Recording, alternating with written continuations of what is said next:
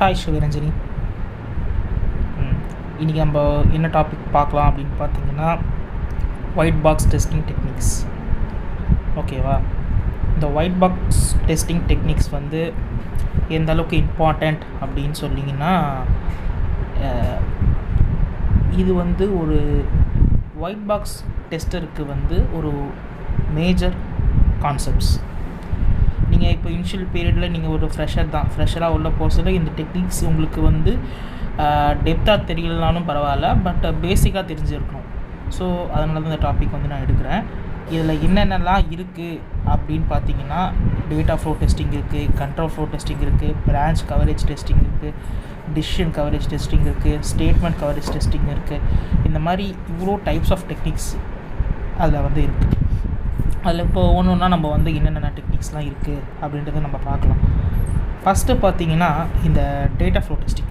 இந்த data flow டெஸ்டிங்னா என்ன அப்படின்னு பார்த்தீங்கன்னா, data flow testing is a white box testing technique that focus on tracking and evaluating the flow of data through a software application. The primary goal is to identify potential flaws and ensure proper handling of data as it moves between the various components of the system. And this technique uses as a data flow graph to represent the path and dates and testing criteria are established to ensure the comprehensive coverage. மெயினாக இது வந்து data flow, அதாவது ஒரு அப்ளிகேஷனில் வந்து data எந்த அளவுக்கு வந்து அப்ளிகேஷனில் இருக்க கோடிங்ஸில் இருக்கிற டேட்டா ஃப்ளோ எந்த அளவில் இருக்குது அப்படின்றது வந்து டெஸ்ட் பண்ணி தான் ஆகணும். ஸோ அப்படி டெஸ்ட் பண்ணுறது வந்து டெவலப்பர்ஸ் பண்ணுவாங்களா அப்படின்னு கேட்டிங்கன்னா, அது டெவலப்ஸ் பண்ண மாட்டாங்க.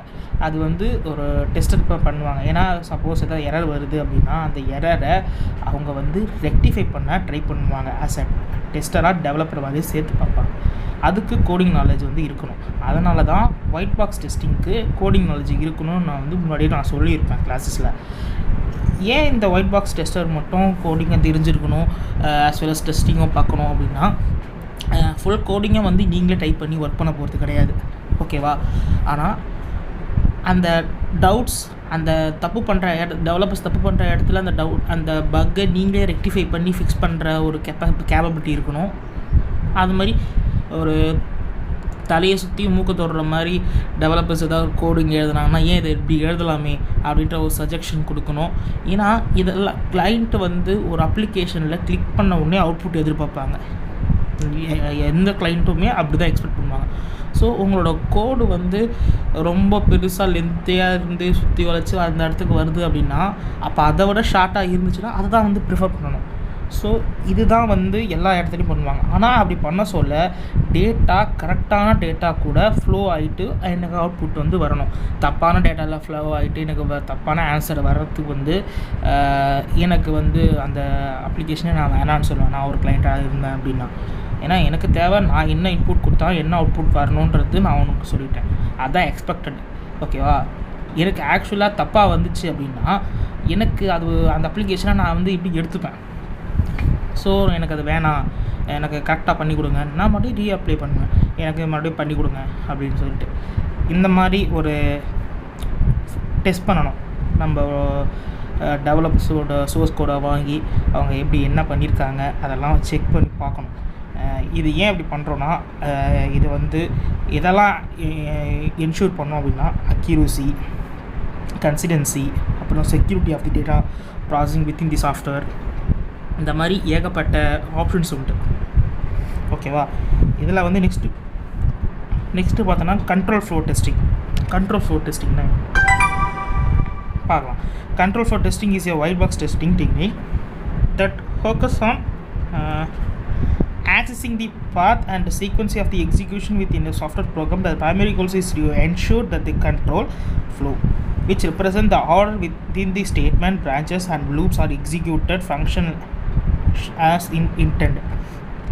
This technique aim to identify and verify the correct execution of different control structure such as decision points, loops and branches within the program. Sorry, நான் ஆல்ரெடி சொன்ன மாதிரி ஒரு கண்ட்ரோல் ஃப்ளோ கரெக்டாக அந்த பிரான்ச்சஸில் கரெக்டாக இருக்கா. நம்ம கோடிங் சொல்லி ஏகப்பட்ட லூப்ஸ் எழுதியிருப்போம். ஜாவாவில் படிச்சிருப்பீங்க. நாட் ஒன்லி ஜாவா, எல்லா லாங்குவேஜ்லையும் ஒரு லூப்ஸ் ஒன்று இருக்கும்.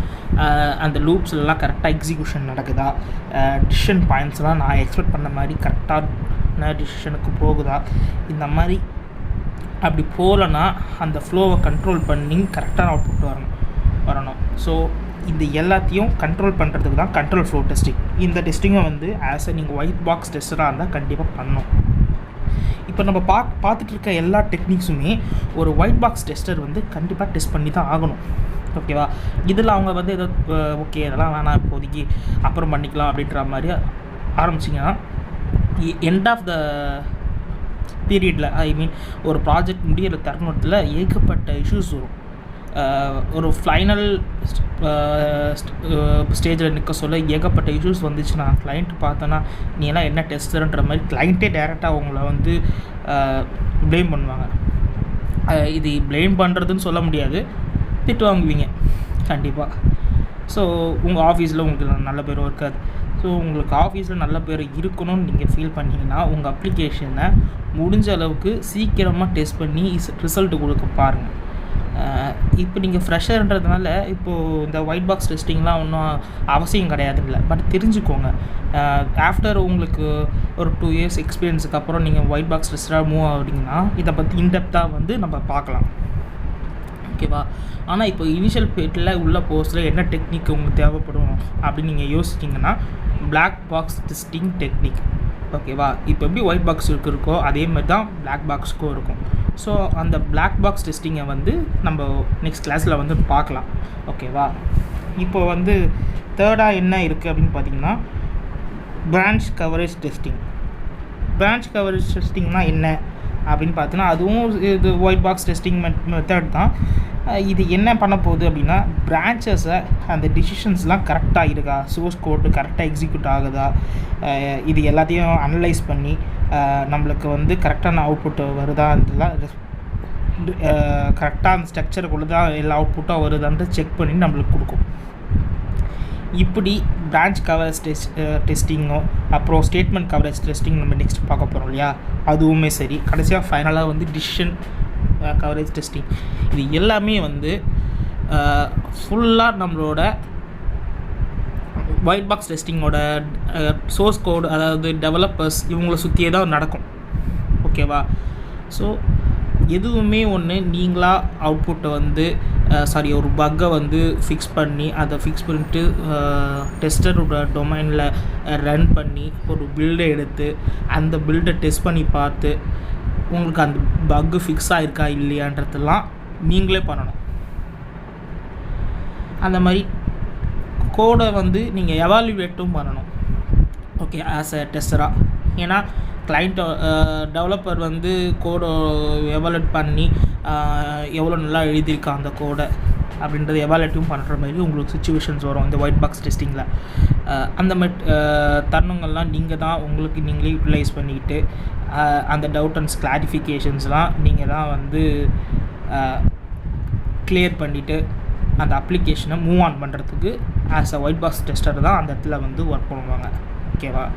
ஸோ இப்போது இதில் பார்த்தீங்கன்னா branch coverage testing is a white box testing matrix that measures the extent to which decision points or branches in a program source code are executed during the test. It is a form of code coverage analysis that assesses the completeness of testing with respect to the decision making structure within the code. இதை base பண்ணி தான் எந்த லெவலில் இருக்குது அப்ளிகேஷன்றது டிசிஷனும் இந்த branch coverage ஃபுல்லாகவே check பண்ணாலே தெரிஞ்சிடும். ஓகேங்களா? நெக்ஸ்ட்டு என்ன பார்க்க போகிறோம் அப்படின்னு பார்த்தீங்கன்னா statement coverage testing. Statement coverage டெஸ்டிங்னால் என்ன? நான் ஆல்ரெடி சொன்ன மாதிரி தான், அது வந்து ஒரு ஒயிட் பாக்ஸ் டெஸ்டிங் தான். That measures the percentage of executable statements in a program source code that have been executed during the test. It is the form of code coverage analysis that provides insight to the completeness of testing with respect to the individual statement within the code அப்படின்னு சொல்லுவாங்க. இதுவும் it's similar to branch coverage மாதிரி தான் statement கவரேஜும். இதுவும் நம்ம same executable code வந்து எந்த அளவுக்கு எக்ஸிக்யூட்டபிள் ஆகிருக்கு இல்லைன்றத வந்து ஃபைண்ட் அவுட் பண்ணி என்ன ரிசல்ட்டுன்றதுக்காக தான் இதை வந்து யூஸ் பண்ணுறாங்க. நெக்ஸ்ட்டு பார்த்திங்கன்னா decision coverage testing. Decision coverage டெஸ்டிங்கும் கிட்டத்தட்ட பிரான்ச் கவரேஜ் மாதிரி தான். இதுவும் ஒரு software testing, white box software testing தான்.